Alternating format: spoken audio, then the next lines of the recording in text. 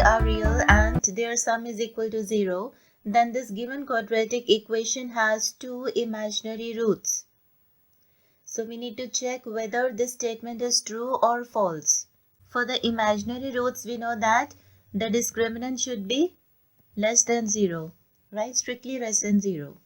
Please note these remarks, very important. For the quadratic equation ax square plus bx plus c equal to 0, where a, b, c are belonging to the real numbers and a is non-zero. First, if discriminant is positive, then the roots are real and distinct. Second, if discriminant is equal to 0, then the roots are real and equal. Third, if discriminant is negative, then the roots are complex with non-zero imaginary parts.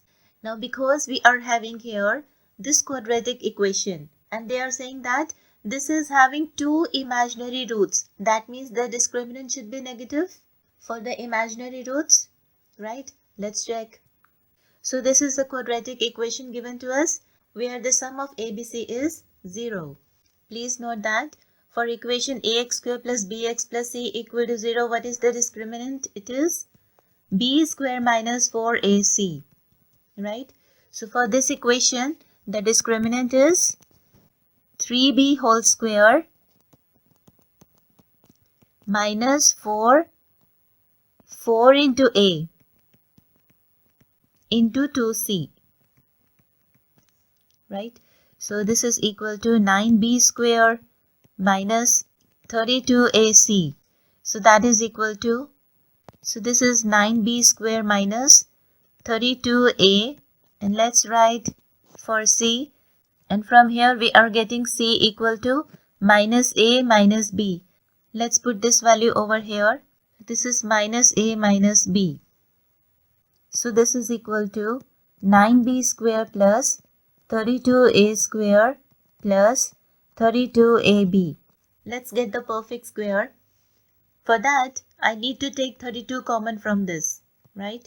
And let me write nb square as b square plus 8b square plus 32a square plus 32ab.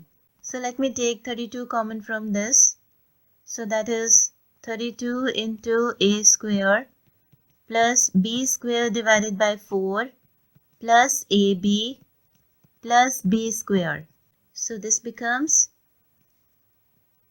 a plus b divided by 2 whole square, right? So we are getting the discriminant to be equal to 32 into a plus b divided by 2 whole square plus b square. Because of the power 2, this is positive, and because of the square, this factor is also positive.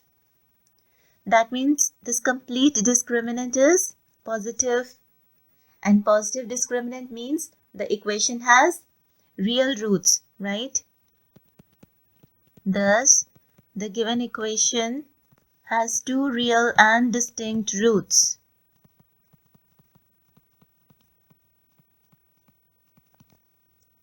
So that means this statement is false. We are getting the discriminant to be positive. So this statement is false.